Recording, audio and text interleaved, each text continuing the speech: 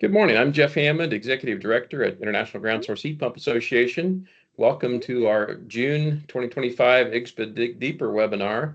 This webinar is sponsored by Luke Tech Geothermal, and we really appreciate their sponsorship. They were a diamond sponsor at our 2025 conference. So I'll go through just a few updates from IGSHPA first off before we get to our speakers and our topic of the day, and then we will get right into the C448 standard. So before we do that, just a reminder here, if you like these webinars, you can find more information at IGSHPA.org and training and events, and we are still accepting some abstracts. We'd love to have new and innovative topics if you'd like to speak. We're also still accepting advertisers for the webinars, which is a great way to get the word out. These are recorded, and so as people watch these webinars, your logo remains on that recording. We have a town hall coming up in July on the new IGSHPA training program, so this is a really good segue with the C448 standard into what's coming with training. We'll go through the time frame and all the details on the new training program, which is based upon this C448 standard. So we'll talk about all those new courses as well as sunsetting of the old IGSHPA courses. If you have time to join us, that's July 9th is our town hall webinar. The annual conference, we just populated this page yesterday. So if you haven't been to the IGSHPA website in a while, you'll see a brand new page on the 2026 conference. Most of this is active. The only thing we're waiting on right now is the exhibitor opportunities button. But now you can register hotel information, you can submit speaker abstract forms and so forth. And that's at IGSHPA.org under the conference menu. If you're looking for the next research conference, that's going to be also in 2026. This one will be in Vienna in cooperation with IEA. Every other year we have the research conference. This is a little bit different format than our annual conference. This is really more of a scientific and paper-driven conference, so it's on the latest innovations, and we expect some new and exciting technologies there. Our GeoOutlook magazine will publish at the end of July, and please check to see if you're on our email list, because this is a free magazine, and if you're not getting the IGSHPA emails, just contact us at info@IGSHPA.org, and that way you'll be notified when this publishes. We have another research article in this edition, and again, an article about the training that's coming out. So this is going to be an exciting issue coming out in July. We're building our databases on the IGSHPA website and also licensing and CEU requirements. So we'd love to have all the exciting jobs that you're involved in. You just go to the website and you can submit that information, and that'll show up on the IGSHPA website. We're always being asked about, how many office buildings are there churches, are there schools? So the more information we can have in this project database, the better it is for spreading the word about the technology.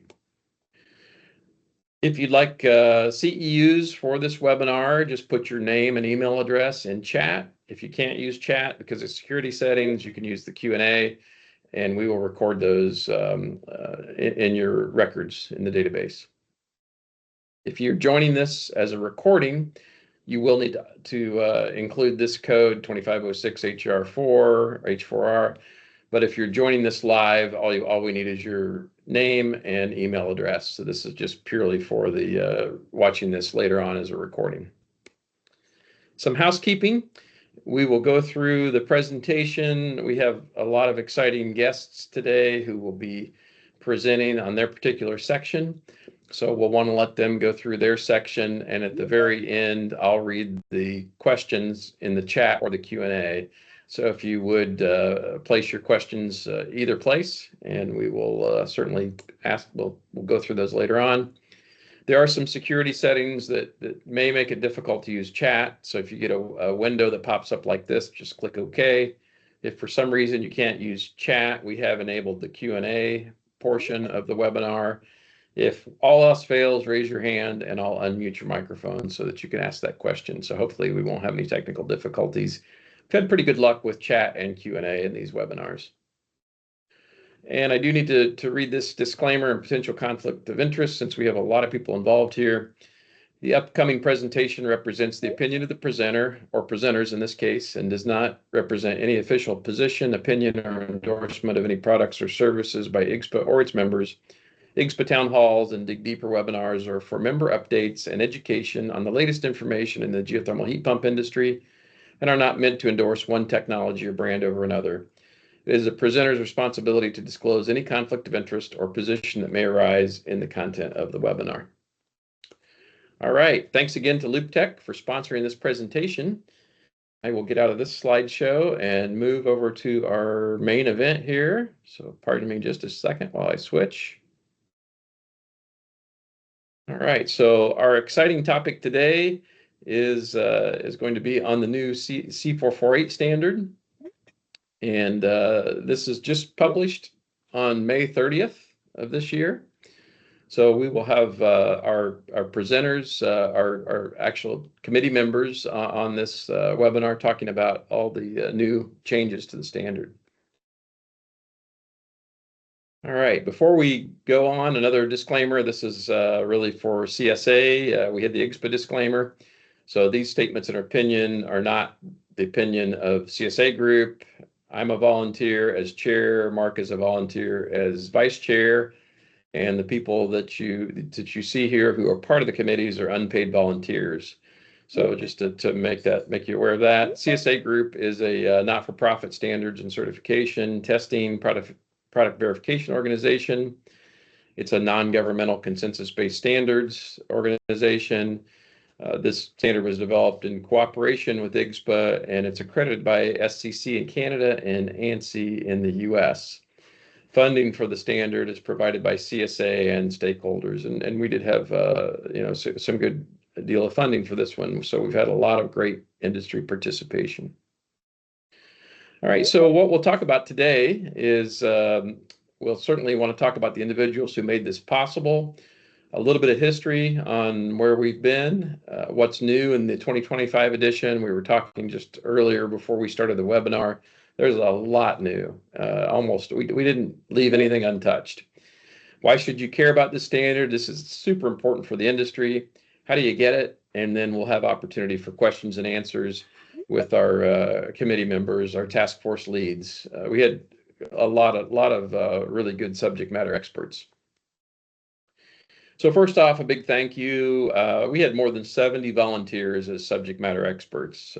I think it was certainly the best experience I've had in the industry, with everybody really pushing the same direction. The consensus-based process that CSA has is quite impressive, and it made it possible for us to bring together subject matter experts and come up with just a great standard. So out of those 70 volunteers, we had 15 task forces, and those task forces worked for over 4 years on this standard. As a result, we ended up with 2 new sections, 1 new annex, made significant updates to the sections. We also did something I think will make this, super usable. There were a lot of redundant clauses, those clauses that appeared in more than one section. Those were all moved to the general section. Now, Mark Metzner, who was the general section lead, may think we just threw a whole bunch of stuff over the wall, which we did, but I think the process was worth it, because now it's a lot more concise, even though it's nearly 250 pages. So those sections that just became a lot cleaner and easier to use. So thanks to the technical subcommittee. There's no way we could have done this without all of these 70 volunteers and the support of the industry. Here's what it looked like from a leadership standpoint. CSA Group is the SDO, the Standards Development Organization, as I mentioned earlier. Our project manager for this was Andrew Kostruba, who's also on the call today. And Andrew really was probably the best herder of cats that I've seen. So that was super important to keep everybody on the same page. I mentioned that I'm chair and Mark is vice chair. These are all of the task force leads. So these are the people who actually worked directly in the sections. And in some cases, we had task forces that were part of several sections. So, for example, the piping task force, that was part of the general section, and it also included some of the others as well. So there were a lot of really dedicated people involved, and can't thank everybody enough for their dedication here.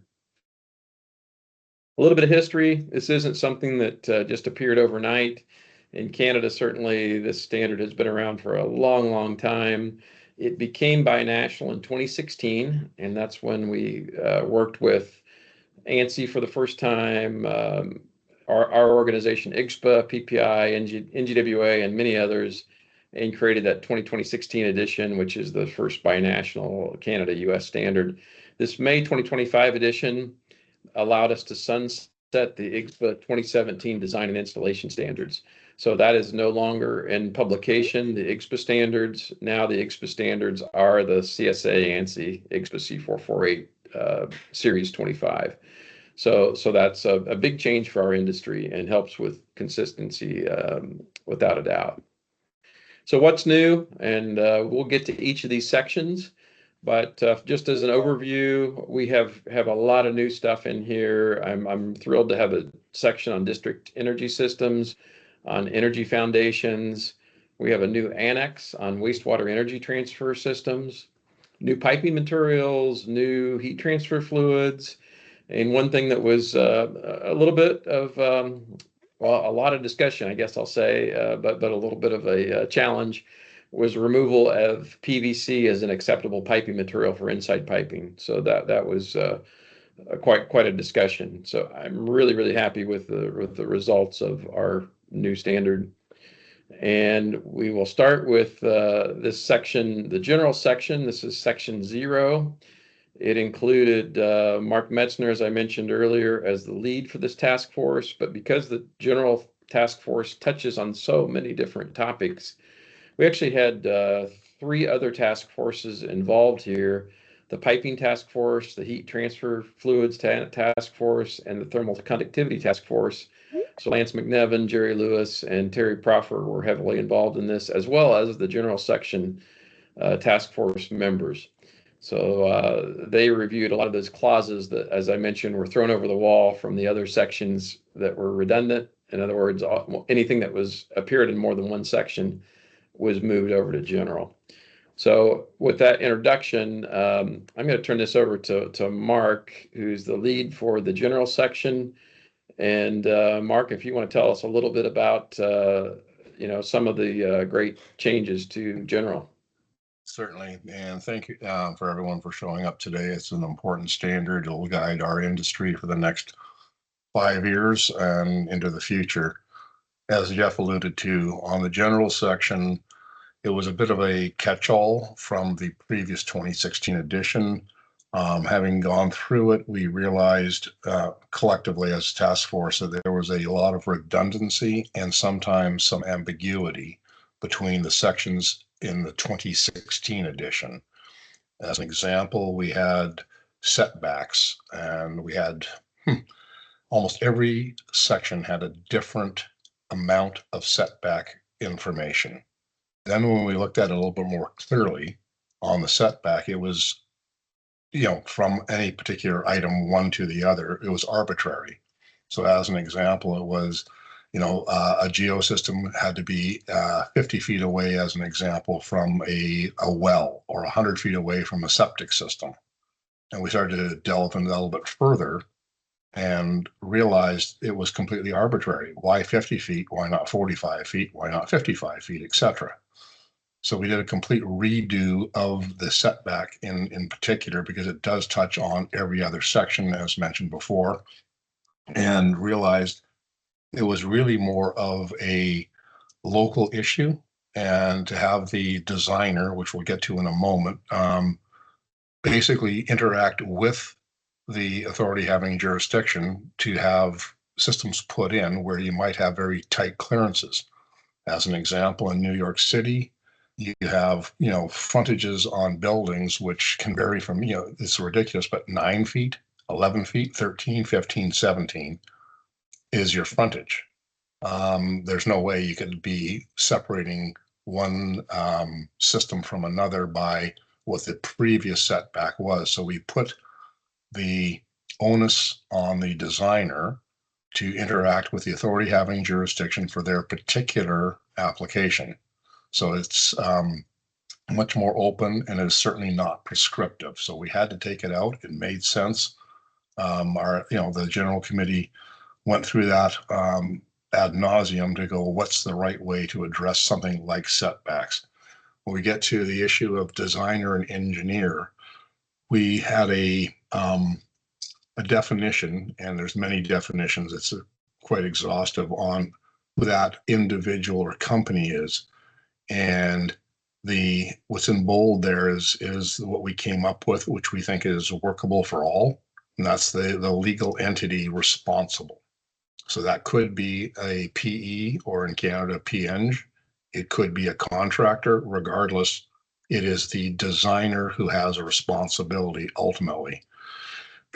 Some of the other areas we wanted to address were in nomenclature. So we had things like the header versus the manifold.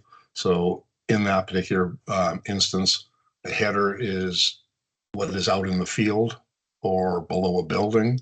The manifold is going to be a collection point. We have supply and return, could be in the mechanical space, could be in a collection vault as an example. Get clarity and conformity and consistency on language was vitally important. As Jeff mentioned, basically anything in the general section that you see is where the particular topic was touching upon two or more sections of the other part of the standard. What I mean by that is with piping that Lance McNevin headed, piping touches upon basically every section. But as an example, piping in vertical, piping in horizontal, those are the same. So they were thrown over to the general section. So there's one guiding standard on piping from inside the building, outside the building, etc. What we had, unfortunately, in the 2016 edition, and I take full responsibility for that, was every section was a standalone, and that was part of the negotiation getting the US and Canada together. Upon reflection, we realized that was too wordy, and there was duplication, and sometimes there was inconsistency. So anything that touches upon two or more sections of a geothermal system will be in the general section for consistency. There will not be, moving forward, any conflict or issues where one section is saying something about pipe or heat transfer fluid, etc., that is in conflict with another section. It's all much the same. Terry Proffer headed up the conductivity testing. Again, that is an area where we wanted to have resolution because the 2016 edition was a little bit murky, I would say. So I think we've cleaned that up quite nicely. And again, with conductivity testing, it can definitely touch upon two or more sections, vertical, horizontal, etc. The piping, as mentioned, was a big issue, and that's all cleaned up. Setbacks and the designer engineer area are really the highlights of the general section. Jeff, I think I've babbled long enough. I'll pass it back. Well, I think we have just a couple more things here. Oh, sorry. And actually, Terry or Lance, did you want to comment on conductivity or piping at all? Well, on the thermal conductivity, from the previous version, we identified some things that were really not current with standard testing, and what we did was we tried to rely upon the original ASHRAE RP 1118 study that was heavily vetted for 3 or 4 years. Dr. Steve Kavanaugh ran that study, and we engaged a lot of folks that have since kept up with, or that actually helped develop those procedures and methods. So we integrated that into the new version. It's defensible. It also relies on selection of parameters by the person designing the system instead of saying you got to do it this way no matter what, because everything's fluid. So we also reference that you should pick your test parameters from a pre-design of the system, that sort of thing. So we think it's much more compliant with what industry needs, and it puts a lot of the determination of how you do the testing and where back on the person that should be responsible for designing the ground source heat pump system. Thank you, Terry. I don't know if Lance joined us or not. Lance, are you? Yeah, Jeff, I'm here, and I'd be Did happy you want to to make any mention. comments on piping? Yeah, I'd love to. Thank you. And thanks, Mark, and everybody else for putting this together here. It was quite a project. And piping definitely got a lot of attention here because obviously that's a very important part of these systems. And one of the goals of the piping group was to make sure that we ensured the quality of the piping that's allowed to be used for a ground heat exchanger. And we do that through the use of consistent standards. So the piping section now actually has additional standards requirements for pipe, that the pipe also has to be certified to NSF 61 for drinking water safety, to make sure it's not contaminating any groundwater, and that all the piping for ground heat exchangers also has to be certified to an NSF 358 standard, which does additional testing to the pipe to make sure it has good chemical compatibility with antifreeze fluids. You'll note here that a new piping material was added, and that's called PERT. And although a lot of people think that HDPE is the gold standard for geothermal piping, and it is, PERT is HDPE that actually is temperature resistant to higher temperatures. That's what the RT means. So if somebody was dealing with a type of system that needed higher than normal temperature resistance of the pipe, like maybe it was for underground thermal storage for solar heating or something, then PERT is now added as an option. And then PEX, which is also HDPE that is cross-linked to give it better mechanical properties, it's still included in here as well. So we've got three main piping materials for the ground loops, kind of a good, better, best in terms of those three. But something that was never there before is now we have a section on how to actually put the pipe in the ground safely, meaning safe to the pipe. So there's a whole new section on piping installation for the ground heat exchanger that wasn't there before. And a whole new section on pressure testing the pipe in the ground that wasn't there before. There used to be requirements for pressure testing that refers to an ASTM standard that's not easy to adapt to geothermal systems.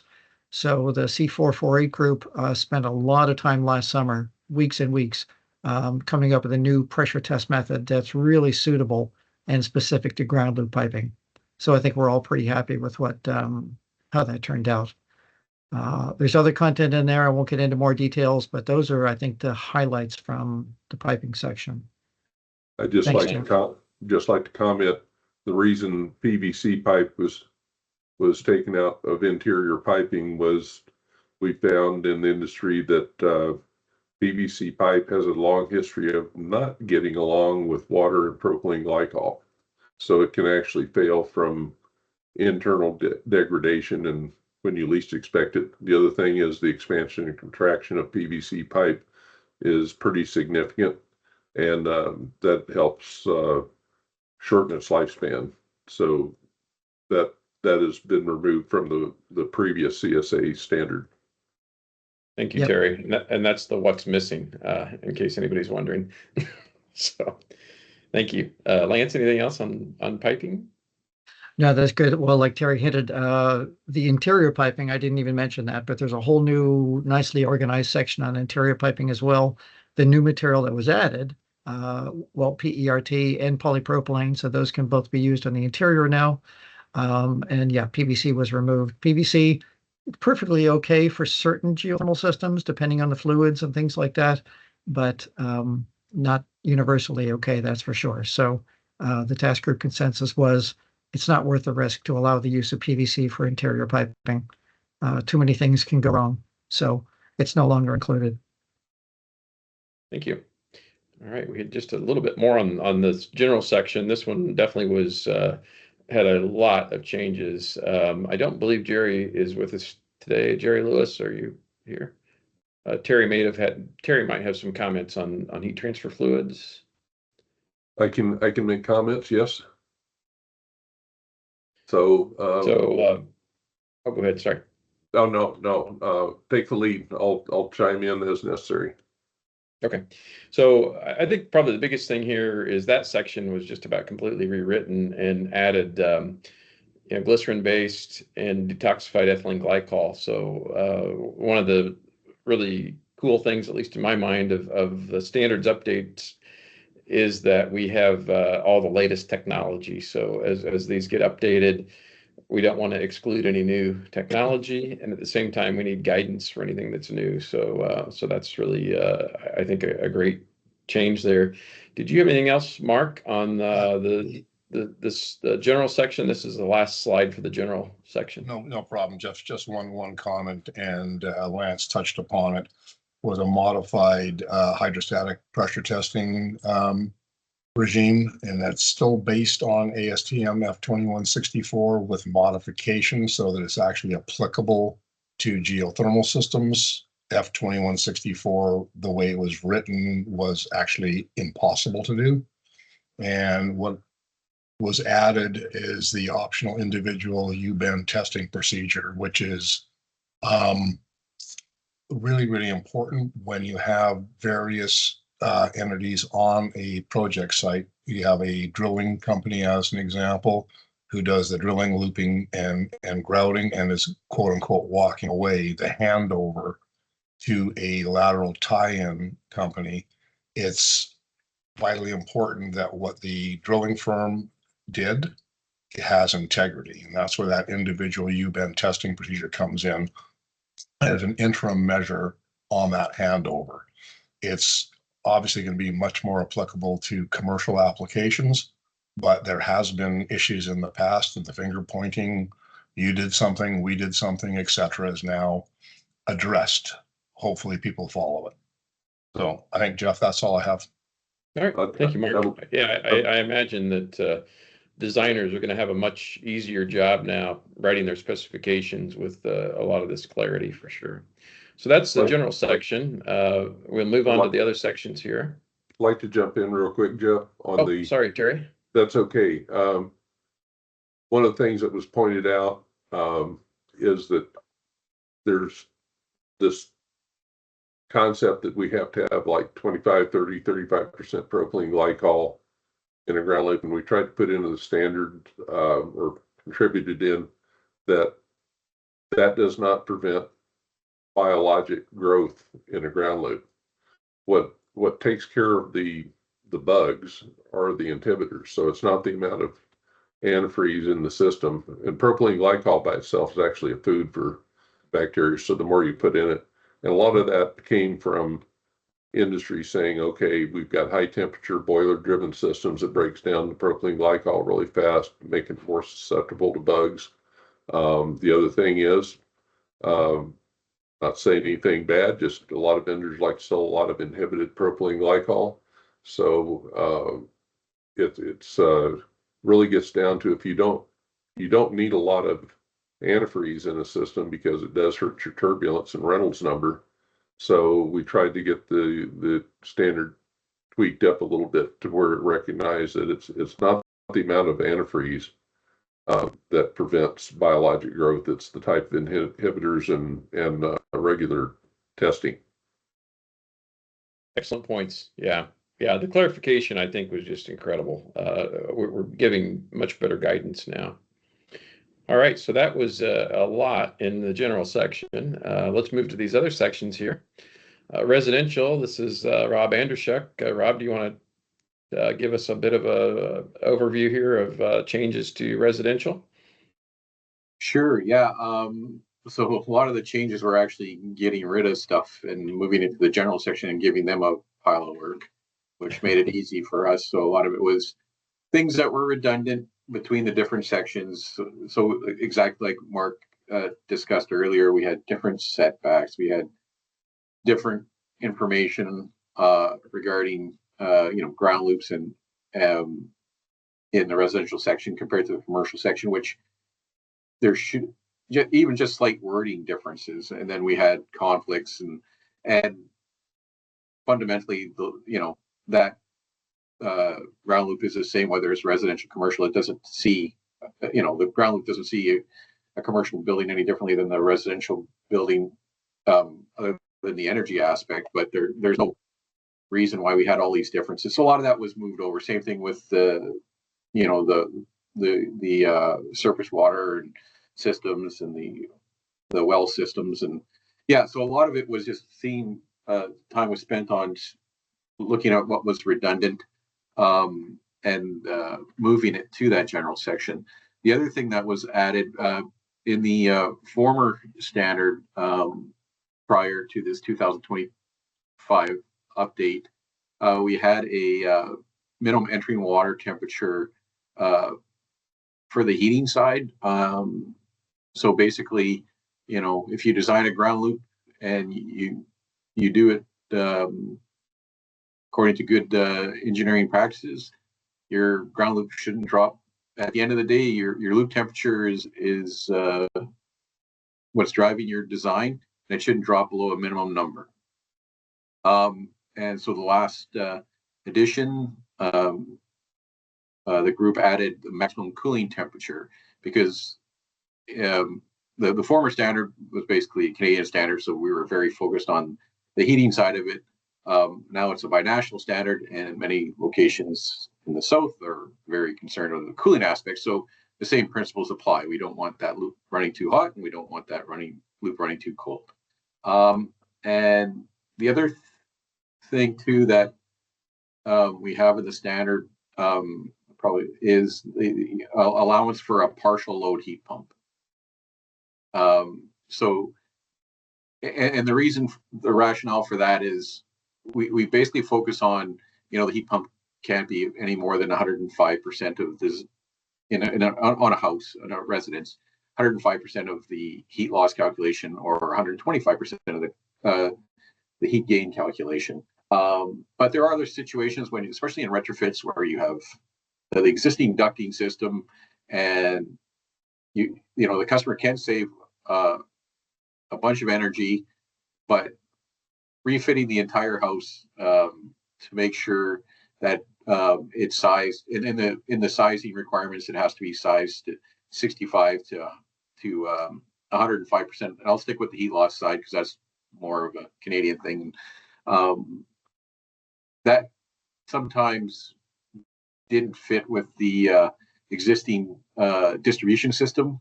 So to give the designer some flexibility there, we also have this partial load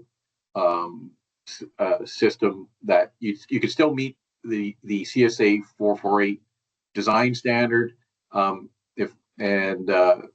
maybe the system isn't going to provide 95% of the energy requirement as intended in the whole home clause within the standard, but the partial system will be 70 to 95%. So maybe you are only 50% of the design heat loss or in the home, but it'll be better than not installing a heat pump at all regarding energy savings, and the customer really wants it and it matches their cooling load and things like that. So there's that allowance too. So yeah. Thank you, Rob. All right, so we move on to the commercial section. I was the lead for this task force, and like Rob, I dumped a lot of clauses over to Mark in the general section that were redundant. So I think we really cleaned up that section a lot.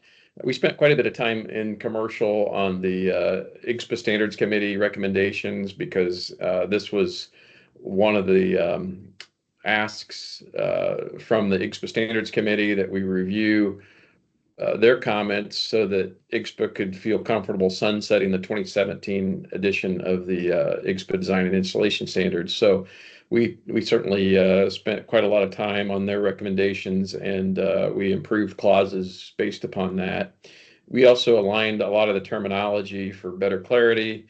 So all the sections, I think, are much easier to read, as well as more performance-based than prescriptive. I said descriptive, sorry for the typo on that, but it should be prescriptive. They're more performance-based now. We also looked at ASHRAE requirements for consistency. So the clauses were rewritten on the commissioning side, and that's something we want to do as an industry and make sure that we're all working together. So a lot of good changes on commercial. I think it's going to be easier to use, and we had countless discussions about all these clauses. It was really a great experience. Just making sure that we cleaned up a lot of the language. I think you'll be happy with the commercial section. And the next section is a brand new section. This is District Energy Systems. Lisa Malin was our lead on this task force. And I have to thank Lisa first off for a lot of the content in this slide deck, because she presented updates on C448 to the California Geothermal Association. I don't know, maybe last month, I think it was. So thanks, Lisa, for helping out on the slideshow. What can you tell us about this new section?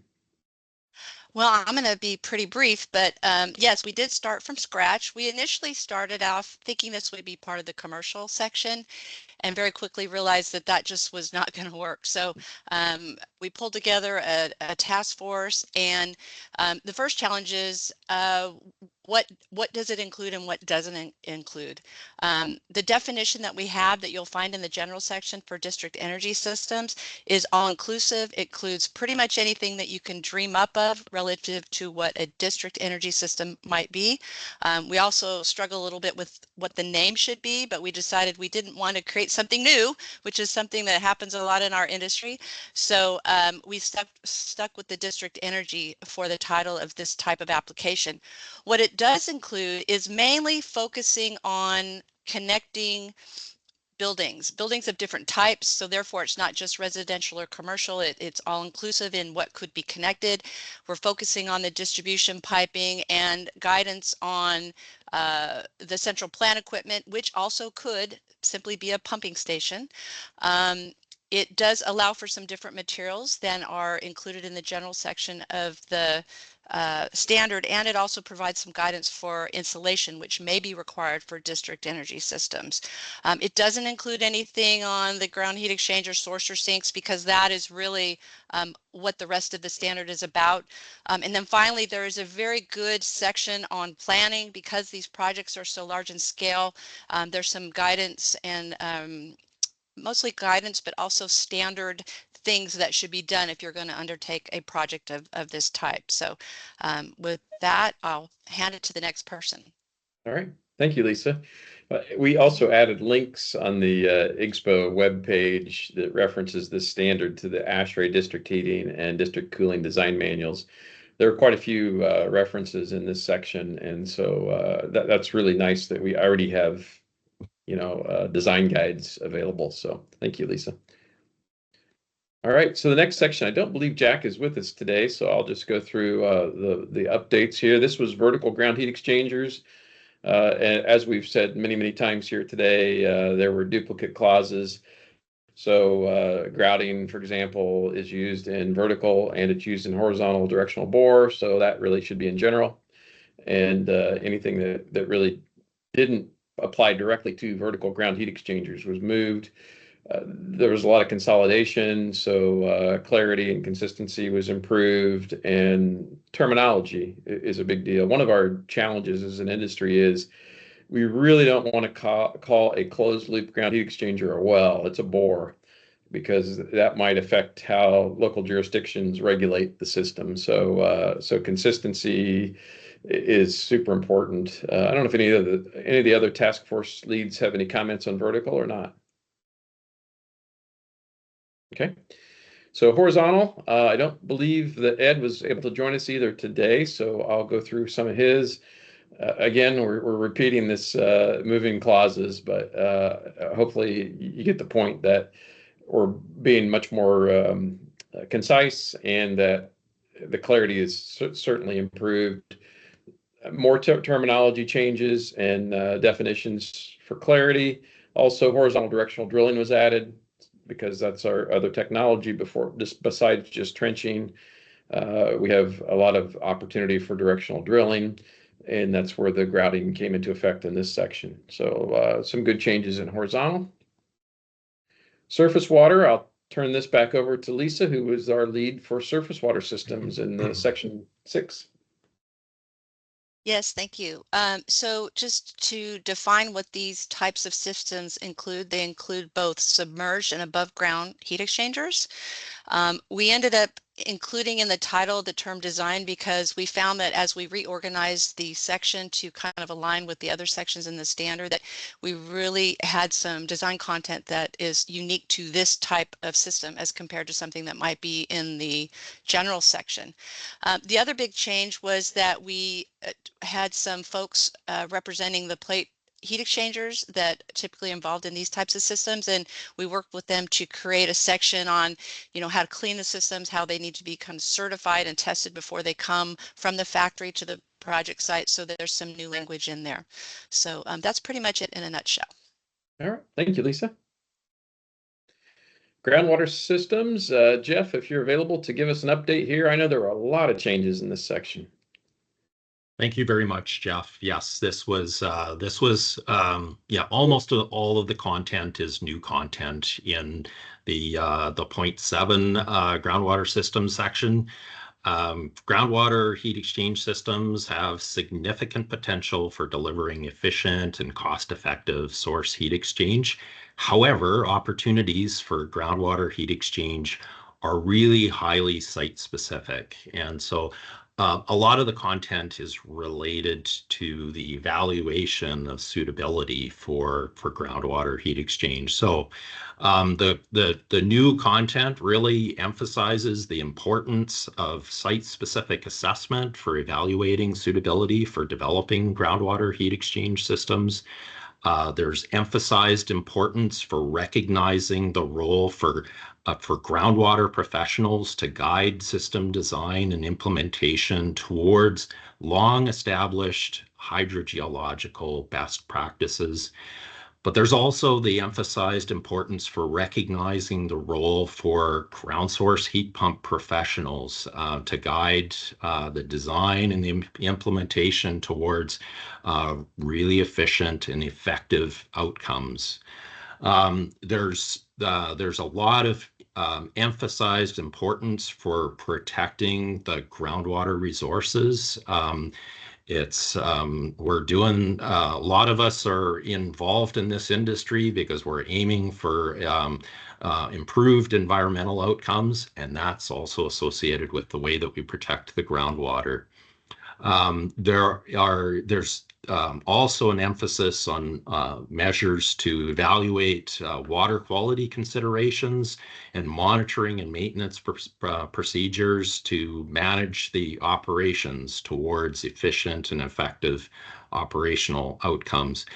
I just want to make to wrap up with a comment that as chair of this task force, I am particularly grateful for the engaged participation of the National Groundwater Association and the representation that they had on our task force.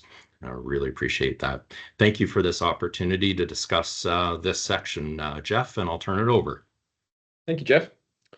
All right, another section that had a lot of updates, Carl Oreo's section here on standing column wells, who certainly is the expert here. Carl, do you want to give us an update? Hey, thank you very much, Jeff, and all. I'd like to first to thank all the people that participated, 4 Canadians and 4 Americans. It was refreshing to get people that like Dave Sonoff that's drilled in downtown Manhattan, about 3 dozen systems, to the folks up in Canada with have many, many years of experience. What we found was a necessity to break apart residential and commercial, and we've segregated that within the design of the document. Residential breaking at around 8 tons with a single 500-foot well with 8 tons.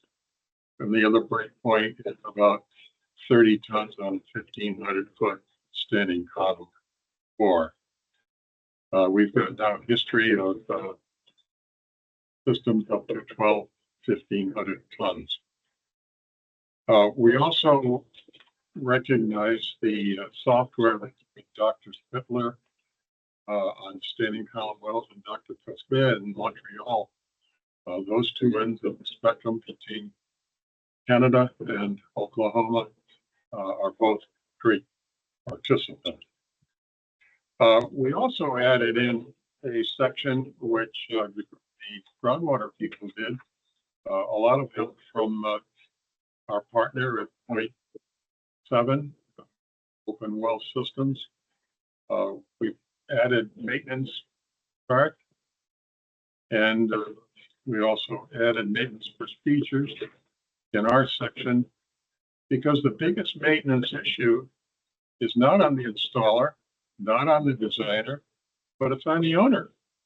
So some of the provisions that we put in there are pointing out ongoing maintenance, viewing, and necessary and not necessary, but recommended maintenance procedures. We also added uniquely, because of the distinction between residential and commercial, some single line drawings of a typical residential application and a typical 3 wells, so that'd be probably around 100-ton application, single line drawings. By no means are they designs, but they are explanatory. I wanted to again thank the whole group that worked on this. Guys were great. Thank you, Jeff. Thank you, Carl. Yeah, the drawings were great. I really, I think those are going to be a huge help. All right, we move on to a brand new section here on energy foundations. I don't know if Tony was able to join us or not. Tony, are you on the line? Okay, so I'll go through the updates, and please feel free, other task force leads, to jump in as you have any comments here. But this was a new section.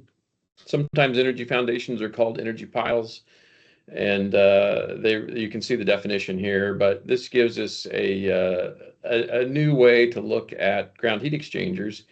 This is kind of new to the industry, at least from a standards standpoint. So it includes a lot of really good information for designers as far as where to start, thermal conductivity testing, considerations, installation, monitoring, and setup, and so forth.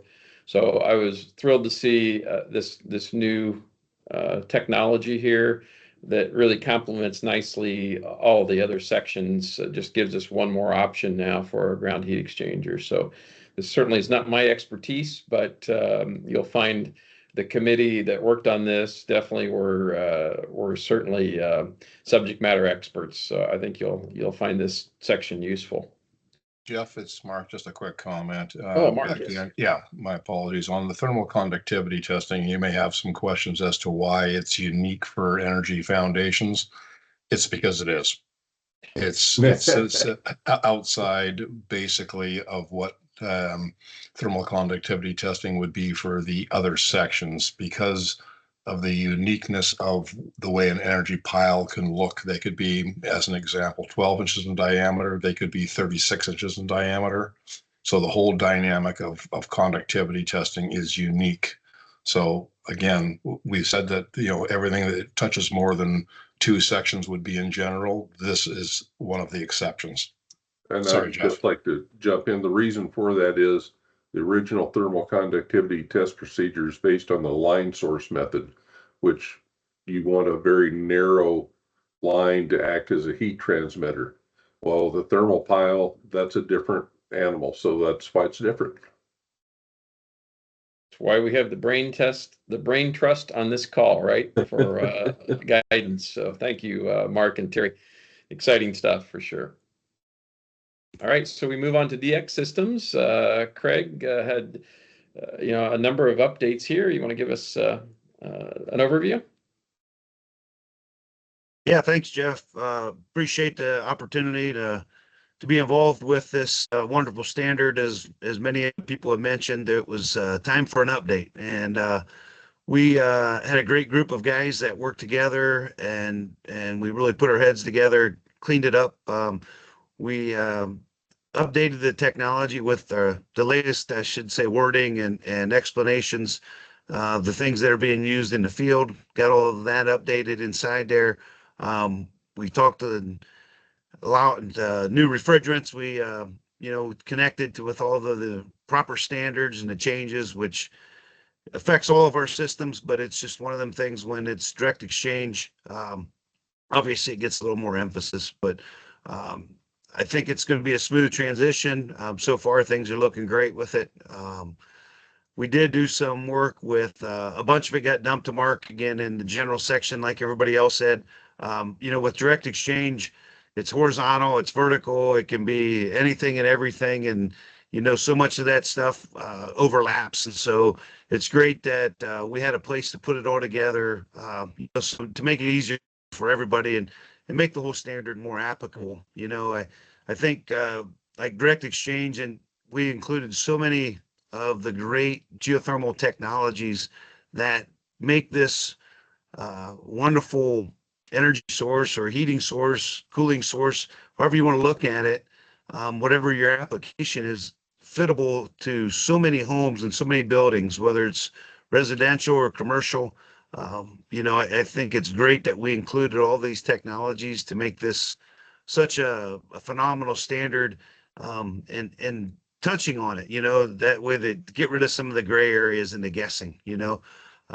Direct exchange is more residential type product, so it didn't fall into those bigger areas, but it still has its place. And with the small footprint and the way that we could spell it out, it just helps to clarify the proper use of it so that there's no eliminate mistakes, right? Keep everybody safe out there doing a good job and being able to provide that comfort that we're really, the homeowner are looking for, and that comfort, that efficiencies, that money savings opportunity. So we're just glad to be involved.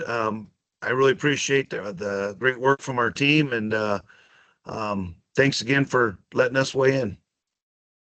Thank you, Craig, and thanks for being a liaison with ASHRAE too. That helps to keep all of our standards consistent. So great. All right. And last but not least, we have a new annex in the standard. So this is not a section. This is an informative annex. And we have to thank Lisa for being the lead on so many of these task forces. Lisa, do you want to give us an update on this new annex? Sure. And I actually like when you called us exciting guests instead of brain trust. That's just way more fun. Okay, so I actually asked to help create this because a lot of the district systems are looking at wastewater as a means for supporting those types of larger scale projects.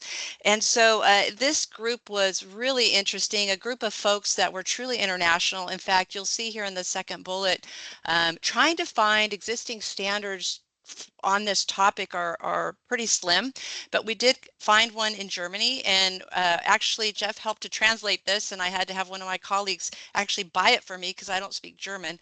But there was a lot of good information. We were able to include this in this informative annex. It includes both influent and effluent applications. It includes different types of in-pipe, in-tank, pumped types of heat exchangers. And so when you look at this annex, you will see in there that there are actually specific definitions and specific reference publications that are not included in the front end of the document in the general section. So I just want to, bring that to your attention. And I think that's probably enough, Jeff. I know we're getting short on time. Thanks. All right. Thank you, Lisa. Yes, and that is good timing. So why should you care? If we haven't sold you yet, then we might not be able to sell you on the standard, but I'll try anyway here. Really, the key is consistency. As our industry grows, we need to be using the same guidelines, minimum requirements. So I won't read this whole slide to you. As Lisa mentioned, we're about out of time today, but this is key to industry success. If we have poorly designed or poorly installed systems, it's just not going to help us grow. So having one standard and the fact that the IGSHPA standards have been sunset now, I think is a great way to move forward for our industry. If we don't have a universally accepted standard, then we do have some challenges. We could have different jurisdictions require requirements that might even not allow the installation of some of these systems. So if we're referring to a single standard that's the CSA, ANSI, IGSHPA standard, at least we're all working together on it. And if we don't sound like CSA salespeople, then we haven't done our job, I guess. But if you are interested in the standard as an IGSHPA member, you get special pricing, $175, and that's for the licensed PDF. If you want a paper copy, then you'll have to go to CSA or ANSI, but just go to IGSHPA.org if you'd like a licensed PDF. I like the PDF better anyway because I can search, but if you want a paper copy, that is a little bit more money. So hopefully we were able to at least give you an idea of what's in the standard. I will stop sharing my screen and we have just a few minutes left for questions. All right, let me take a look and see what have piled up here under chat and Q&A. Let's see here. Pardon me while I scroll down. Okay, so I see a question from Carl. Oh, I'm sorry, that was on CEUs. Okay, let's take a look at Q&A here. Okay, so there's a question here. Does directional drilling include diagonal drilling? Who wants to address that? We don't have Ed or Jack here, but I believe, Mark, you were involved in these conversations. Yes, and I think, I mean, it's a matter of where your line of demarcation is. So on the vertical section, that included inclined boreholes. And there wasn't really a hard stop, so to speak, that says, okay, if you're going, say, up to 45-degree angle, is that in the vertical section or the horizontal section? So that was an area that was a bit difficult to address, but between the two sections, it should address any questions that people have. Thank you, Mark. Yeah, Ruben has a question here. Has any discussion of borehole deviation vertically been added, especially in deep bores? I don't believe we addressed that in the vertical section, but that's a really good point. Anybody want to comment on that? On the deviation, Jeff, I mean, it's difficult. I don't understand what Ruben's getting at. It's a bone of contention in the industry, particularly in urban areas. Are you, quote unquote, drifting over to your neighbor's yard? From a standards point of view, given the information we had, there was nothing definitive as to how to address that. It will come up. I mean, there'll be lawsuits, you can imagine. But Ruben, to the point, we did not address that in any meaningful way. That we didn't have information to do so. Okay, thank you, Mark. I see that it is Central Time, 11:30. I understand if anybody has to jump off.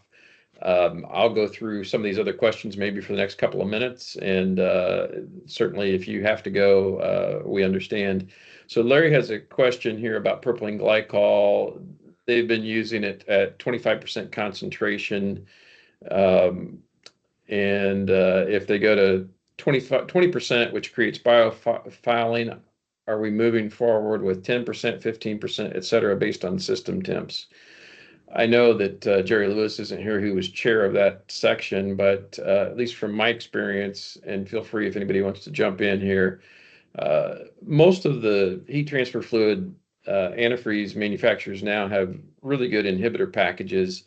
And so at lower concentrations, you can add additional inhibitors to make up for that. So maybe you're running at 15% or 20%. Which would be too little concentration of inhibitors. You can add the inhibitors and you end up still with good protection. I don't know if anybody else wants to jump in on that or not.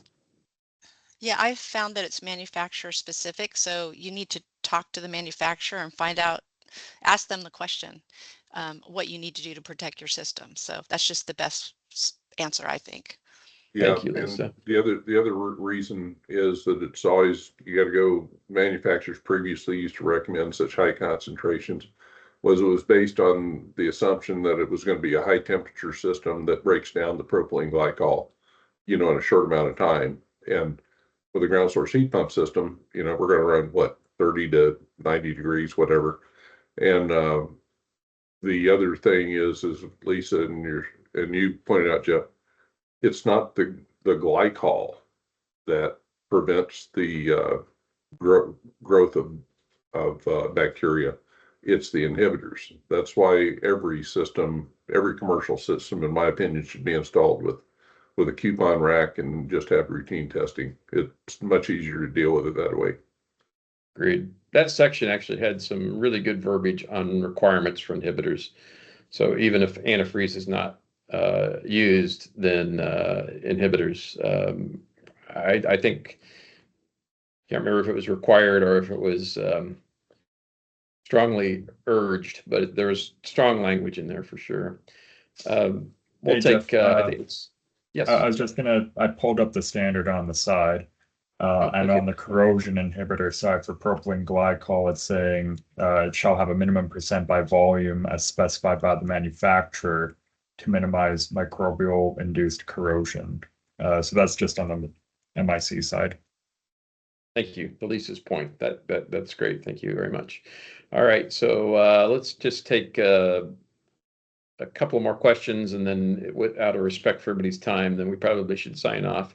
Victor asks, is there anything that we wanted to include in the version that we could not? We had 4 years of work here, a lot of work.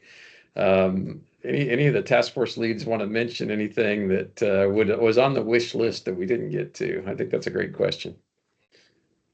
Yeah. Oh, were you going to say something, Craig? Sorry. I would like to Oh, you're see, fine. I would like to see more guidance on decommissioning systems, because in California we have a unique situation where they might actually require us to provide a decommissioning plan when we seek a permit to drill.